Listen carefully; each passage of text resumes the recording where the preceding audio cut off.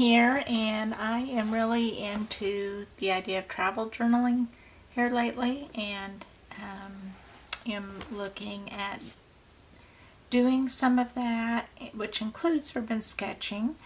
And I have a few books here. It's been a while since I did a book review, and I have a few books here that I want to share with you on that topic specifically. So I have two here that are part of the urban sketching handbook series. I'm not sure how many, quite a number of different books in this series, but I have two of them.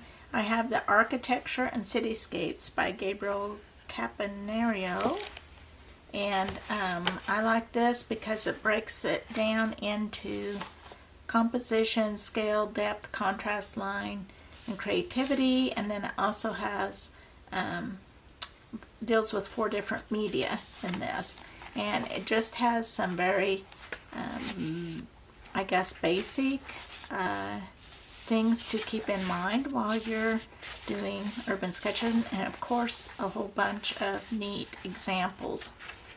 So like that, like look at this interesting without lines, just the shapes filled in. I think that's very interesting. Like it only has the shadows. So lots of cool stuff in here, lots of ideas.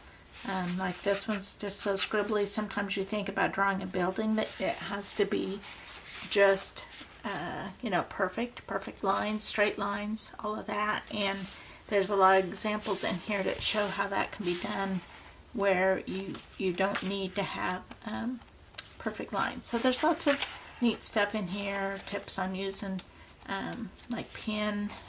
Like here's some very detailed ones, and then there's some that are quite loose as well. So it's just fun, and these mixed media ones, of course, I think are really fun.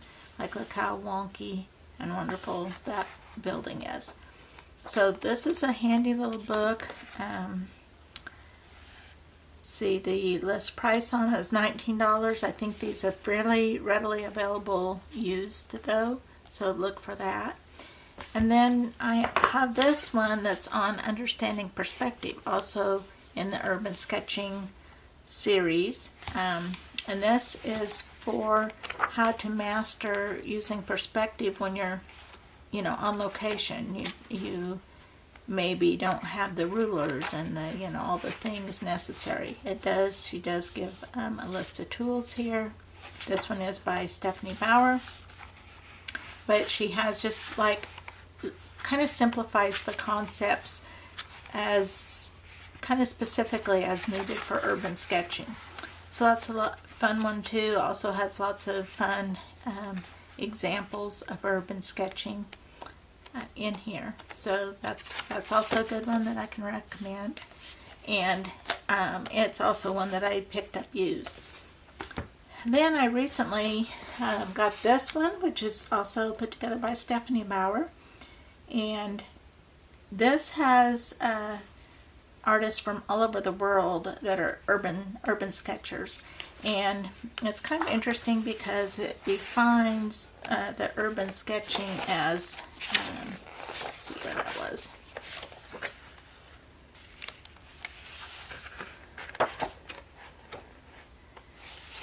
As being specifically on location. Here we go. It's specifically being drawn on location from observation. And, I think I'll probably break that first rule a little bit, because I'm sure I will sometimes draw from a photo or start it out on location and then finish it later. But it has kind of like, I guess, how they define kind of what an urban sketcher is. So that's kind of interesting. But what I particularly like in this, even though I do want to work on location, but I know that won't be all that I do, nor is that even my goal to only restrict myself to that. But I do really like some of these styles and things to learn in here, and so I kind of have marked some that I feel like I can adapt to my own practice. And unfortunately, this book's a little too big to take along with me. If it was this size, I might actually take it with me, but this is a little too big to lug around. So I'm trying to learn what I can before I go. So this is a little tiny image here.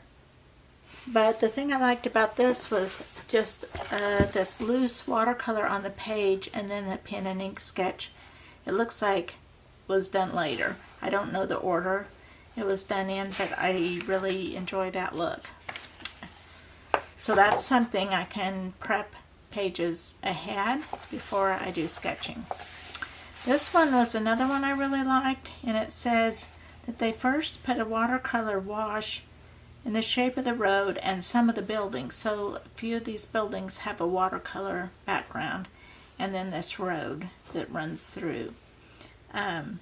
Then they did the closest areas in a black, a heavy black pen, and then the further away ones in a finer pen. And I thought that was a really neat effect in that scene. Get you a little bit closer.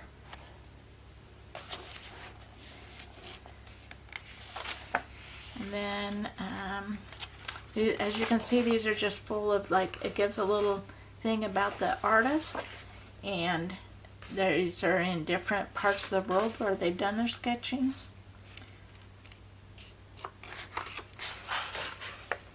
There's a little bit on perspective and the idea of starting with the big shapes. Like, I think that's something I keep seeing that concept over and over through here, is start with the big shapes.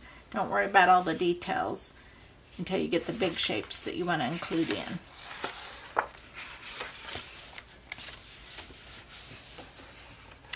This is another thing that I want to remember to do, is just these little close-ups of architectural features, and that you don't have to get the whole scene. You can just zero in on one little part.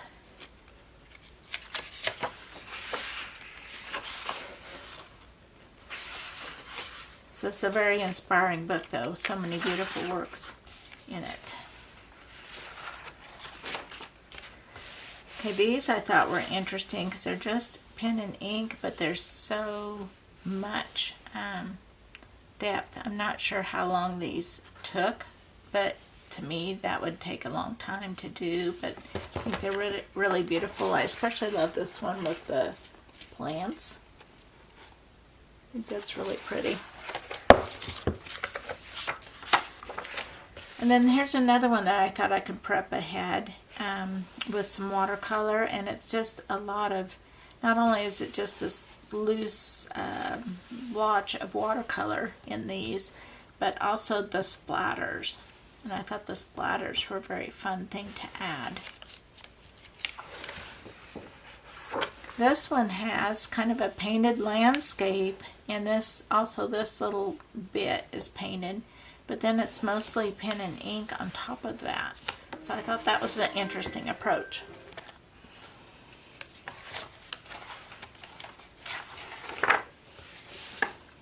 This one I thought was really pretty with these plants, and I really like how they did the blocks of color in the background. I think that's a pretty neat effect, and probably could even just put some blocks ahead of time to be painted on top of. This is another one that I love, with that has a watercolor wash on it and then the sketching on top, and they have used a white pen here to add some of the accents on top of the darker watercolor, which I think is a really neat idea. Here's some more white pen on these cathedral, just adding accents they've outlined. It almost looks like cut out paper pieces. A lot of detail there.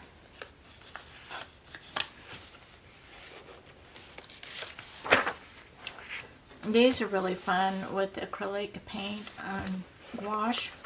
They're just bright and cherry and loose and happy and I like all the texture that is achieved in those.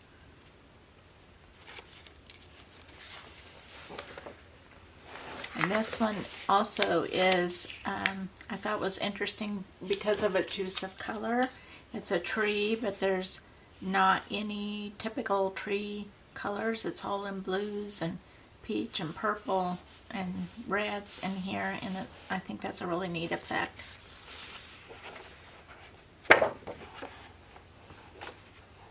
There's just so many examples in this book. I love how many pictures. I could really spend a lot of time just studying.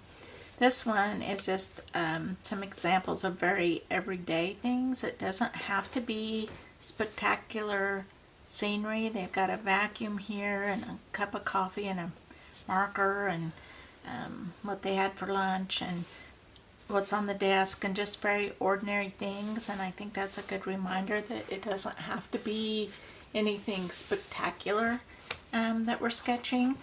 It can be just whatever's around us at any given time and place.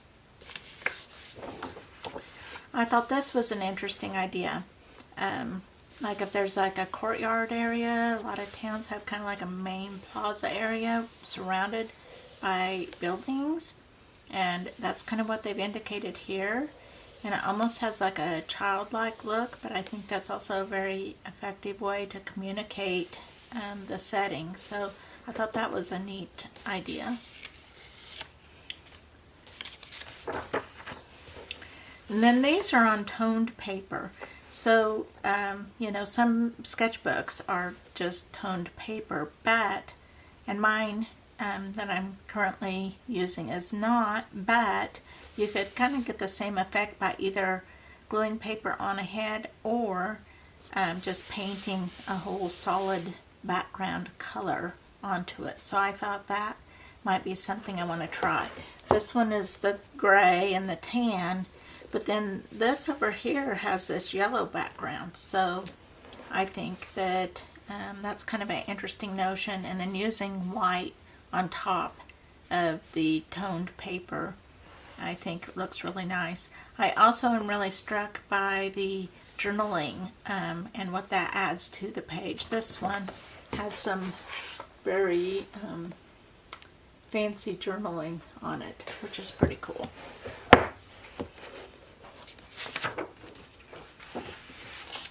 Some interesting just pen sketches again on top of that watercolor washy watercolor look.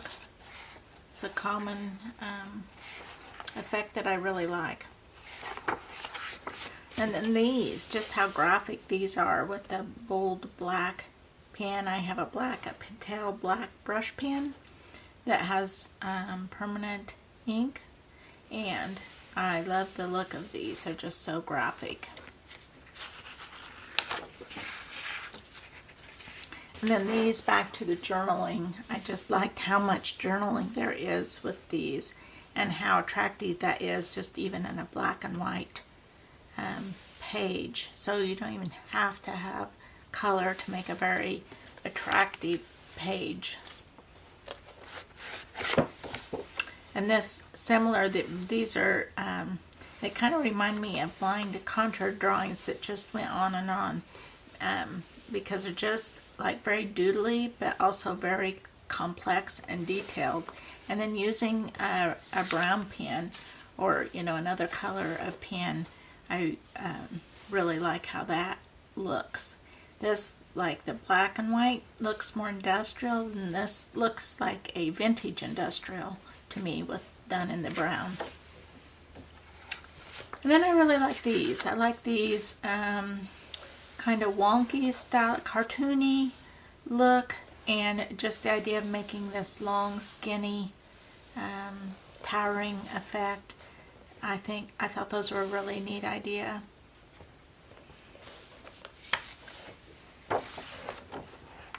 So many more ideas in here too.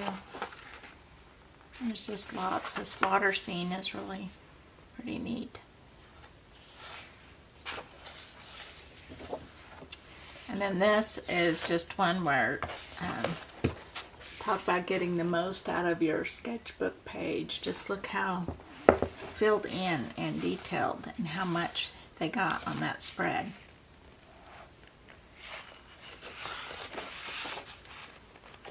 And then that's it for the book. I kind of skipped over a lot of pages, but you kind of get an idea of what all's in here. This is all the artists who contributed their work to this book, which, you know, just so many different styles and types in here. So that's a book that I recommend you check out. I'm going to spend some more time studying in it. And I think I'll maybe go prep some more pages according to some of these ideas. Okay, here I am with what I'm going to use for my travel journal. I've already prepped some pages, but I want to go ahead and prep some more with ideas of what I saw in this urban sketching book that we just looked at. I decided to use some acrylic gouache because it's pretty permanent. I don't have to worry about it reactivating when I draw or paint on top of it. But yeah, it has a really matte surface, so is also easy to work on top of. So I'm just kind of spreading some on here, getting some texture into the page too by kind of scrumbling the brush around. And I'm doing this as kind of a, to mimic the toned paper that we looked at in the book. So I'm doing a few pages with some different colors. I'm doing things a little bit more brighter colors, I guess, than the toned gray or tan that we saw in the book. So I've got this green color and this blue color, but I thought those would be fun to work on top of. I'm going to try to stay with somewhat neutral colors because I don't know, where I'm going to be or what I'm going to be wanting to sketch when I get to these pages. So I'm kind of keeping them fairly general, and hopefully we'll just work with whatever it is that I want to use this page for. So did some really kind of watery stuff here. This one I'm being a little looser with and scribbly with the paint. I'm splashing on some water to make some water spots, and then using a paper towel to pick up those wet areas and give a little speckled surface there, gives some more texture. And then here I'm using a tan, and I'm just going to cover the whole page here and then see what else, I kind of get excited about playing with on this. So this one I'm not leaving a border around. I'm just covering the whole page as if it was toned paper. But then I can't stop there. So I'm getting out my watercolors, and I'm using some Tundra Violet, which is one of my favorite watercolors. It's a granulating watercolor by Schminke. And I am just kind of spreading it around on the still damp acrylic gouache. Now it goes on much differently. It doesn't spread or behave the same as it would right on if I was using it right on the paper. So here we see some difference in that acrylic gouache. I'm adding in some speckles and just trying to keep things kind of loose. I think this already has a little bit of appearance of a city scene or maybe some ruins or something like that. So it'll be fun to see what I end up putting on this page later. But I think it's going to be really fun to have both the challenge and ease of having some prepared pages. So I'm kind of going after some of the looks that we saw in the urban sketching. I know my sketches won't end up looking anything like those, but it just kind of gives a good starting place. On the next one, I'm just being kind of inspired by the colors that were on the page, and I'm using that Tundra Violet again, but I'm also mixing in some brown color with it. Again, just trying to keep it kind of loose. I normally go fairly light when I'm preparing a page, but after looking at this one in the book, I'm kind of challenged to go a little bit darker with it and keep the colors a little bit darker. And we'll just see how that turns out when I get to this page. Adding more splatters in. I really like the look of splatters, but it's something I seldom do on the go just because it's messy and I don't want to, you know, mess up someone else's table or in a restaurant. You don't really want to do that. So that's the advantage of getting this kind of messy work done ahead of time before I'm on location or even in a hotel room or something. Also, while I'm working in the studio, I had the advantage of having my heat gun and a little bit more luxury of time, where when I'm on location, you know, I don't have time to work this wet because it takes so long to dry without a heat gun or anything, and I need to be able to work quickly. So that's another advantage of getting these little wet, sloppy pages done in advance. So I'm feeling pretty good about how these are looking. I may end up doing some more too, but for now, that gives an introduction to this book, and I hope you enjoyed this little book review. Thanks for watching.